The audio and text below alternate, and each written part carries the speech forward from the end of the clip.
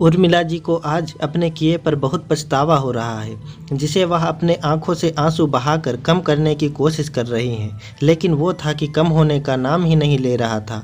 वो अपनी नफरत में इतनी आगे निकल गई थी कि सारे रिश्ते की मर्यादा भूल गई थी। आंसू निकलने भी चाहिए, क्योंकि जब उनके बेटे विशाल और पति लालचंद जी ने उन्हें बहुत समझाया, तब उनके ऊपर किसी बात का कोई असर नहीं हुआ। उन्होंने अपने हृदय को अपनी बहू छाया की तरफ हमेशा कठोर और कटु ही बनाए रखा था। छाया उनको बिल्कुल पसंद नहीं थी। कारण भी क्या था? सिर्फ इसीलिए कि बहू छाया एक मध्यम परिवार की लड़की थी, जो उनके उच्च कुलीन रुतबे के आगे कहीं नहीं अड़ रही थी। और यदि विशाल की शादी छाया से कराई गई तो दहेज उन्हें अपनी हैसियत के अनुसार नहीं मिल सकेगा, जिससे सोसाइटी में और रिश्तेदारी में उनका नाम छोटा हो गया। परंतु उन्हें अपने बेटे विशाल की जिद के आगे हार कर मानकर छाया को अपनी बहू बनाना ही पड़ा। बेटे के आगे वो तो हार गई, पर उर्मिला जी ने इस रिश्ते को कभी दिल से स्वीकार नहीं किया, और वह जहाँ तक संभव हो सका हर वक्त और हर बात में अपनी बहू को नीचे गिराने की कोशिश करती रही। वह अपनी बहू के हर काम में जानबूझकर कमियां निकालती और कभी खुद पीछे षड्यंत्र रचकर बहू के काम को बिगाड़ देती, ताकि सबके सामने उसकी इज्जत कम हो सके और उनका बेटा खुद ही छाया को छोड़ दे। और वो हमेशा छाया की बुराई करती थी। हर आने जाने वालों के साथ छाया के प्रति अपनी कठोरता और मन में भरे विष के आगे उन्होंने कभी ध्यान नहीं दिया कि वह खुद ही अपने हाथों अपने घर में अशांति और कलह का कारण बनती जा रही हैं, जबकि उनकी बहू सबकी दुलारी थी, क्योंकि छाया ने हर वक्त हर बात पर अपने संस्कारी और पढ़ी लिखी सभ्य होने का परिचय दिया था। कभी सास को जवाब नहीं देती थी। छाया ने अपनी सास द्वारा खुद पर किए गए हर वार को हमेशा हंस करके टाल दिया करती थी, यह सोचकर कि यदि वह सही है तो एक दिन उन्हें अपनी गलती का एहसास जरूर होगा। उर्मिला जी छाया के माँ बाप को भी नहीं छोड़ती थी। छाया को यकीन था एक ना एक दिन उसकी सास को उसकी अच्छाई दिखेगी। बात सच भी है। यदि आप दिल से नेक और साफ हो तो किस्मत एक दिन आपकी अच्छाई का परिचय उन लोगों को जरूर कराती है जो बिन बात के आपसे ऐब रखते हैं। आगे छाया की जिंदगी में ऐसा ही हुआ। विशाल जिस विभाग में काम करता था, वहां आए दिन ऐसे लोगों से भिड़ंत होती थी जो रिश्वत देकर अपना काम निकलवाना चाहते थे। परंतु विशाल अपने ईमानदार का पक्का और सच्चा था, इसीलिए उसे कभी रिश्वत लेकर कोई काम नहीं किया था। इसीलिए वहां आने वाले उन जैसे लोगों के लिए विशाल पाँव में लगे कांटे की तरह चुभता था।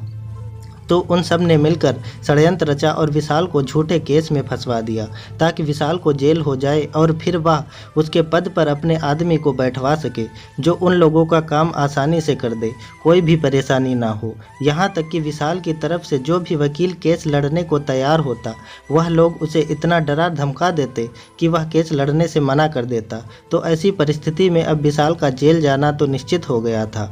पूरे घर में सभी विशाल के लिए रोते और दिन रात मिलकर भगवान से प्रार्थना करते कि भगवान उन्हें कोई तो रास्ता दिखाए। तब छाया ने आखिरकार अपनी चुप्पी तोड़ी और घर वालों से विशाल का केस लड़ने की इजाज़त मांगी, क्योंकि छाया ने वकालत की पढ़ाई तो कर ही रखी थी और प्रैक्टिस भी कर रही थी। पर तभी उसके लिए विशाल का रिश्ता आया था और वह विशाल को इतना पसंद आई थी कि विशाल ने घर वालों को कह दिया था कि उसे कोई फर्क नहीं पड़ता कि छाया गरीब खानदान से है या अमीर, वह शादी करेगा तो छाया से ही, वरना किसी से नहीं। क्योंकि विशाल को छाया एकदम अपने जैसी नेक दिल लगी थी।